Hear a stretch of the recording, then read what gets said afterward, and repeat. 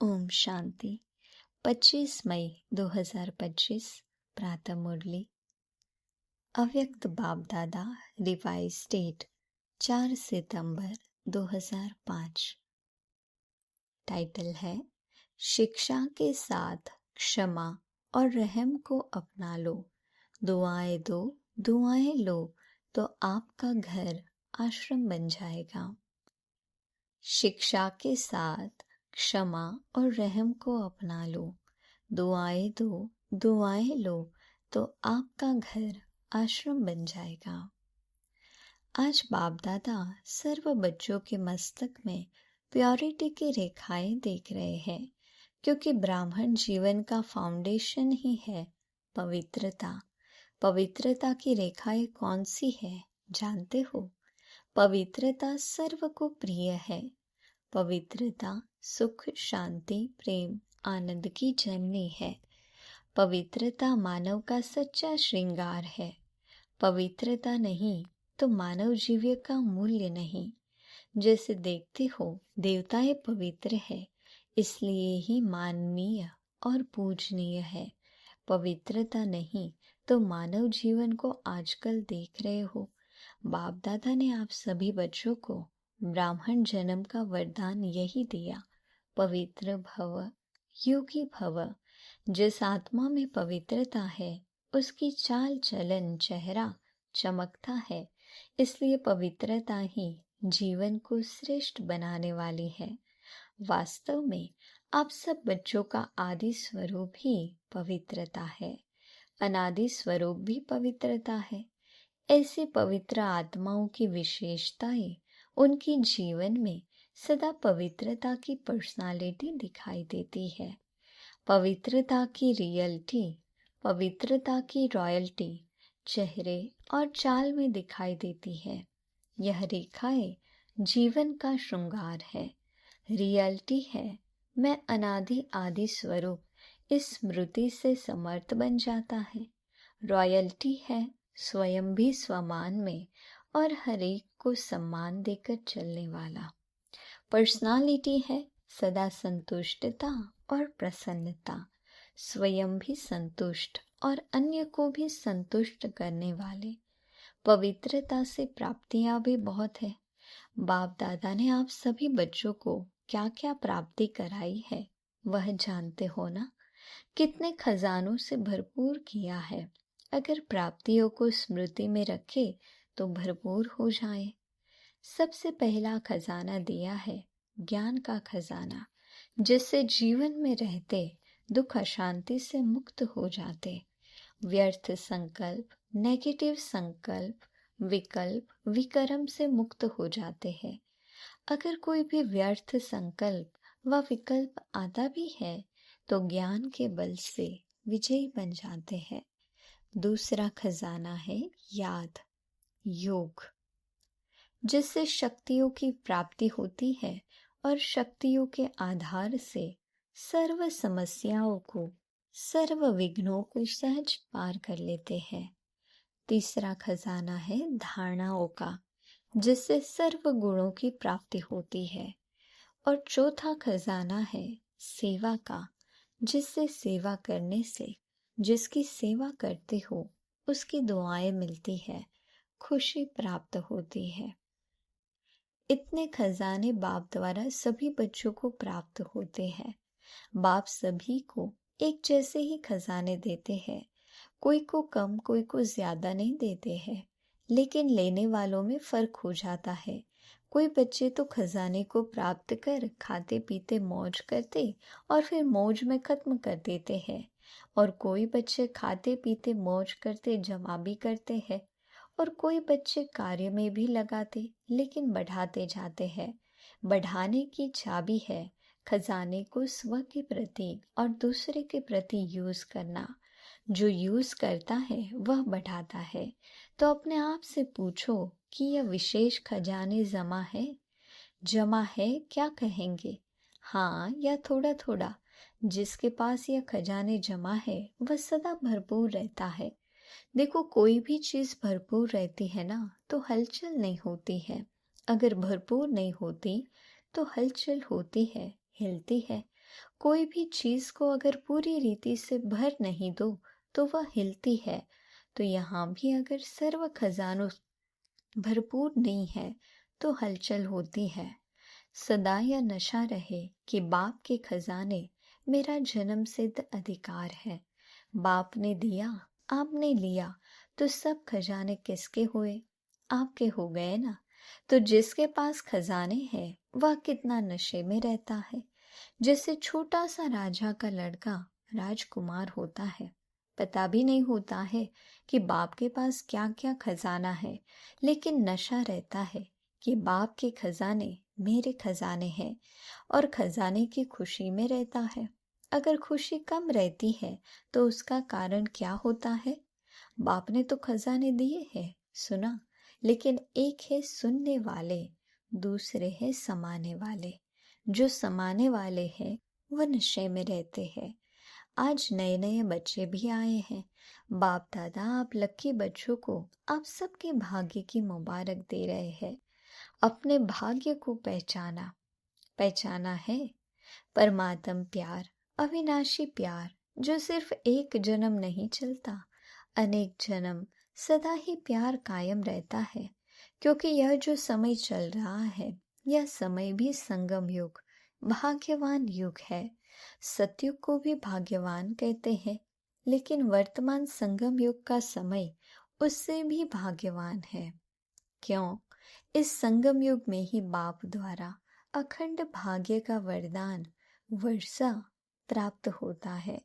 तो ऐसे संगम युग में भाग्यवान समय में आप सभी अपना भाग्य लेने के लिए पहुंच गए हो। बाप दादा बच्चों को बहुत एक सहज पुरुषार्थ की विधि सुनाते हैं। सहज चाहते हो ना, मुश्किल तो नहीं चाहते हो ना। इन बच्चों को यानी पुरानों को तो भाग्य की सहज विधि मिल गई है, मिली है ना। सबसे सहज और कुछ भी नहीं करना, सिर्फ एक बात करना। एक बात तो कर सकते हो ना, हाँ हाँ करो या ना करो, कहो हाँ जी। तो सबसे सहज विधि है अमृत वेले से लेके सबको जो भी मिले उसे दुआएं दो और दुआएं लो। चाहे क्रोधी भी आवे लेकिन उसको भी दुआएं दो और दुआएं लो, क्योंकि दुआएं तीव्र पुरुषार्थ का बहुत सहज यंत्र है। जैसे साइंस के रॉकेट है ना, तो कितना जल्दी कार्य कर लेता है। ऐसे दुआएं देना और दुआएं लेना, यह भी एक बहुत सहज साधन है आगे बढ़ने का। अमृत वेले बाप से सहज याद से दुआएं लो और सारा दिन दुआएं दो और दुआएं लो। यह कर सकते हो? कर सकते हो तो हाथ उठाओ। कोई बद्दुआ दे तो क्या करेंगे? आपको बार बार तंग करे तो? देखो, आप परमात्मा के बच्चे, दाता के बच्चे, दाता हो ना, मास्टर दाता तो हो। तो दाता का काम क्या होता है? देना। तो सबसे अच्छी चीज है दुआएं देना। कैसा भी व्यक्ति हो, लेकिन है तो आपका भाई बहन। परमात्मा के बच्चे तो भाई बहन हो ना। तो परमात्मा का बच्चा है, मेरा ईश्वरीय भाई है, ईश्वरीय बहन है, उसको क्या देंगे? बद्दुआ देंगे क्या? बाप कभी बद्दुआ देता है? देगा? देता है? हाँ या ना? हाँ ना करो, बहुत खुश रहेंगे। क्यों? अगर बद्दुआ वाले को भी आप दुआ देंगे, वह दे न दे, लेकिन आप दुआ देंगे तो दुख क्यों होगा? बाप दादा आप आए हुए बच्चों को एक वरदान देता है। वरदान याद रखेंगे तो सदा खुश रहेंगे। वरदान सुनाए? सुनेंगे? वरदान है, अगर आपको कोई दुख दे तो भी आप दुख लेना नहीं। वह दे लेकिन आप नहीं लेना, क्योंकि देने वाले ने दे दिया, लेकिन लेने वाले तो आप हो ना। देने वाला लेने वाला नहीं है। अगर वह बुरी चीज देता है, दुख देता है, अशांति देता है, तो बुरी चीज है ना। आपको दुख पसंद है? नहीं पसंद है ना, तो बुरी चीज हो गई ना। तो बुरी चीज ली जाती है क्या? कोई आपको बुरी चीज देवे तो आप ले लेंगे? लेंगे? नहीं लेंगे। तो लेते क्यों हो? ले तो लेते हो ना, अगर दुख ले लेते हो तो दुखी कौन होता है, आप होते हो या वह होता है? लेने वाला ज्यादा दुखी होता है। अगर अभी से दुख लेंगे नहीं तो आधा दुख तो आपका दूर हो गया। लेंगे ही नहीं ना, और आप दुख के बजाय उसको सुख देंगे तो दुआएं मिलेगी ना, तो सुखी भी रहेंगे और दुआओं का खजाना भी भरपूर होता जाएगा। हर आत्मा से कैसी भी हो आप दुआएं लो, शुभ भावना शुभ कामना रखो। कभी कभी क्या होता है, कोई ऐसा काम करता है ना तो कोशिश करते हैं शिक्षा देने की, इसको ठीक कर दो। शिक्षा देते हो, शिक्षा दो, लेकिन शिक्षा देने की सर्वोत्तम विधि है कि क्षमा का रूप बन के शिक्षा दो। सिर्फ शिक्षा नहीं दो, रहम क्षमा भी करो और शिक्षा भी दो। दो शब्द याद रखो, शिक्षा और क्षमा, रहम। अगर रहमदिल बन के उसको शिक्षा देंगे तो आपकी शिक्षा काम करेगी। अगर रहमदिल बन के नहीं देंगे तो शिक्षा एक कान से सुनेंगे, दूसरे कान से निकल जाएगी। शिक्षा धारण नहीं होगी, ऐसे है ना, अनुभव है। आप किसका शिक्षक तो नहीं बन जाते। शिक्षक बनना जल्दी आता है, लेकिन क्षमा करना दोनों साथ साथ चाहिए। अभी से रहम करने की विधि है शुभ भावना शुभ कामना। जैसे कहते हैं ना, सच्चा प्यार पत्थर को भी पानी कर देता है। ऐसे ही क्षमा स्वरूप से शिक्षा देने से आपका कार्य जो चाहते हो, यह नहीं करे, यह नहीं हो, वह प्रत्यक्ष दिखाई देगा। आपके रहमदिल बन शिक्षा देने का प्रभाव उसकी कठोर दिल भी परिवर्तन हो जाएगी। तो क्या वरदान मिला, न दुख देना न दुख लेना। पसंद है? पसंद है तो अभी लेना नहीं, गलती नहीं करना। जब बाप दुख नहीं देता तो फॉलो फादर तो करना है ना, कर रहे हैं। कभी कभी थोड़ा डांट देते हो, डांटना नहीं, रहम करो। रहम के साथ शिक्षा दो। बार बार किसको डांटने से और ही आत्मा जो है ना, वह दुश्मन बन जाती है, घृणा आ जाती है। परमात्म बच्चे हो ना, तो जैसे बाप पतित को भी पावन बनाने वाला है, तो आप दुखी को सुख नहीं दे सकते हो। अभी जाकर ट्रायल करना। ट्रायल करेंगे ना तो पहले चैरिटी बिगिंस एट होम। परिवार में अगर कोई दुख देवे तो भी दुख लेना नहीं, दुआएं देना, रहमदिल बनना पहले घर वालों को करो। आपके घर का प्रभाव मोहल्ले में पड़ेगा, मोहल्ले का प्रभाव देश में पड़ेगा, देश का प्रभाव विश्व में पड़ेगा। सहज है ना? अपने परिवार में शुरू करो, क्योंकि देखो एक भी अगर क्रोध करता है तो घर का वातावरण क्या हो जाता है। घर लगता है या युद्ध का मैदान लगता है? उस समय अच्छा लगता है? नहीं लगता है ना। आप लोगों के लिए भी है। आज वीआईपीस के साथ मधुबन वाले समर्पित भाई बहनें भी सामने बैठे हैं। अपने अपने साथियों से, अपने अपने कार्यकर्ताओं से न दुख लेना न दुख देना, दुआएं देना और दुआएं लेना। अगर आप अधिकार से ऐसे समय पर भी दिल से मेरा बाबा कहेंगे, परमात्मा बाबा मेरा बाबा, तो कहावत है कि भगवान सदा हाजिर है। अगर आपने दिल से अधिकार रूप में ऐसे समय पर मेरा बाबा कहा, तो बाप हजूर हाजिर हो जाएगा। क्योंकि बाप किस लिए है? बच्चों के लिए तो है, और अधिकारी बच्चे तो बाप सहयोग नहीं दे, यह हो ही नहीं सकता है, असंभव। तो परिवर्तन करके जाना, जैसे आए वैसे नहीं जाना, परिवर्तन करके ही जाना। क्योंकि देखो इतना खर्चा करके आए हो, टिकट तो लगी ना, खर्चा भी किया, समय भी दिया, तो उसकी वैल्यू तो रखेंगे ना। तो वैल्यू है स्व परिवर्तन से पहले घर का परिवर्तन, फिर विश्व का, देश का परिवर्तन। आपका घर आश्रम बन जाए, घर नहीं आश्रम। वैसे शास्त्र भी कहते हैं गृहस्थ आश्रम, लेकिन आज आश्रम नहीं है। आश्रम अलग है, घर अलग है। तो घर को आश्रम बनाना, दुआएं देना और लेना, यह आश्रम का कार्य है। आपका घर मंदिर बन जाएगा। मंदिर में मूर्ति क्या करती है? दुआएं देती है ना। मूर्ति के आगे जाकर क्या कहते हैं? दुआ दो, मर्सी मर्सी कह के चिल्लाते हैं। तो आपको भी क्या देना है? दुआ। ईश्वरीय प्यार दो, आत्मिक प्यार, शरीर का प्यार नहीं, आत्मिक प्यार। आज प्यार है तो स्वार्थ का प्यार है, सच्चे दिल का प्यार नहीं है। स्वार्थ होगा तो प्यार देंगे, स्वार्थ नहीं होगा तो डोंट केयर। तो आप क्या करेंगे? आत्मिक प्यार देना, दुआ देना, दुख न लेना, न देना। देखो आपको चांस मिला है, बाप दादा को भी खुशी है। इतने जो भी सब आए हैं, भारत के करीब 250 वीआईपीज रिट्रीट में आए हुए हैं। इतने घर तो आश्रम बनेंगे ना, बनाएंगे ना, पक्का कि थोड़ा थोड़ा कच्चा? जो समझते हैं कुछ भी हो जाए थोड़ा सहन तो करना पड़ेगा, समाने की शक्ति कार्य में लगानी पड़ेगी।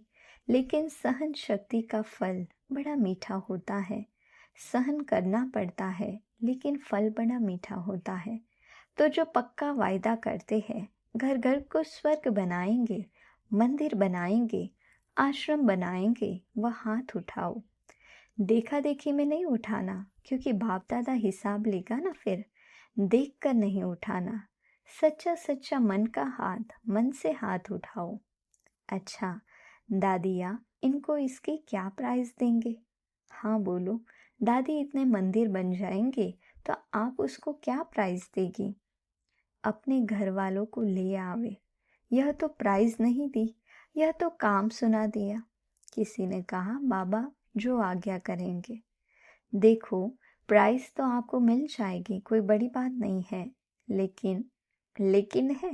लेकिन बोले, आप जाने के बाद अपनी धारणा से परिवर्तन करना और 15 दिन के बाद, मास के बाद अपनी रिजल्ट लिखना। जो एक मास भी दुख नहीं लेगा न देगा, उसको बहुत अच्छी प्राइस देंगे। अगर आप आएंगे तो मुबारक है, अगर नहीं आ सकेंगे तो भी सेंटर पर भेजेंगे। अच्छा, चारों ओर के देश विदेश के बच्चों की याद बाप दादा को मिली है। चाहे फोन द्वारा याद भेजी है, चाहे पत्र द्वारा, चाहे दिल में याद किया है। तो बाप दादा सभी बच्चों को, चाहे भारत के चाहे विदेश के, रिटर्न में दुआएं और याद प्यार पदम गुणा दे रहे हैं। चारों ओर के परमात्म प्यार के अधिकारी बच्चों को, चारों ओर सर्व खजानों से भरपूर, निर्विघ्न, निर्विकल्प, निर्व्यर्थ संकल्प रहने वाली श्रेष्ठ आत्माओं को, साथ साथ सर्व परिवर्तन करने और कराने के उमंग उत्साह में उठने वाले बच्चों को, साथ साथ बाप दादा को सच्चे दिल का समाचार देने वाले सच्चे दिल वाले बच्चों को विशेष दिलाराम के रूप में, बाप के रूप में, शिक्षक के रूप में, सतगुरु के रूप में पदम गुणा याद प्यार और नमस्ते। हम रूहानी बच्चों की रूहानी बाप दादा को याद प्यार, गुड मॉर्निंग और नमस्ते। वरदान। भटकती हुई आत्माओं को यथार्थ मंजिल दिखाने वाले चैतन्य लाइट माइट हाउस भव। भटकती हुई आत्माओं को यथार्थ मंजिल दिखाने वाले चैतन्य लाइट माइट हाउस भव। किसी भी भटकती हुई आत्मा को यथार्थ मंजिल दिखाने के लिए चैतन्य लाइट माइट हाउस बनो। इसके लिए 2 बातें ध्यान पर रहे। एक, हर आत्मा की चाहना को परखना, जैसे योग्य डॉक्टर उसे कहा जाता है जो नब्ज को जानता है। ऐसे परखने की शक्ति को सदा यूज करना। दूसरा, सदा अपने पास सर्व खजानों का अनुभव कायम रखना। सदा यह लक्ष्य रखना कि सुनाना नहीं है, लेकिन सर्व संबंधों का, सर्व शक्तियों का अनुभव कराना है। स्लोगन। दूसरों की करेक्शन करने के बजाय एक बाप से ठीक कनेक्शन रखो। दूसरों की करेक्शन करने के बजाय एक बाप से ठीक कनेक्शन रखो। अव्यक्त इशारे, रूहानी रॉयल्टी और प्योरिटी की पर्सनालिटी धारण करो। अपना निजी स्वरूप व वरदानी स्वरूप सदा स्मृति में रहे तो अपवित्रता और विस्मृति का नाम निशान समाप्त हो जाएगा। विस्मृति व अपवित्रता क्या होती है, अब इसकी अविद्या होनी चाहिए, क्योंकि यह संस्कार व स्वरूप आपका नहीं है, लेकिन आपके पूर्व जन्म का था। अभी आप ब्राह्मण हो, ये तो शूद्रों के संस्कार व स्वरूप है। ऐसे अपने से भिन्न अर्थात दूसरे के संस्कार अनुभव होना, इसको कहा जाता है न्यारा और प्यारा। अच्छा, ओम शांति।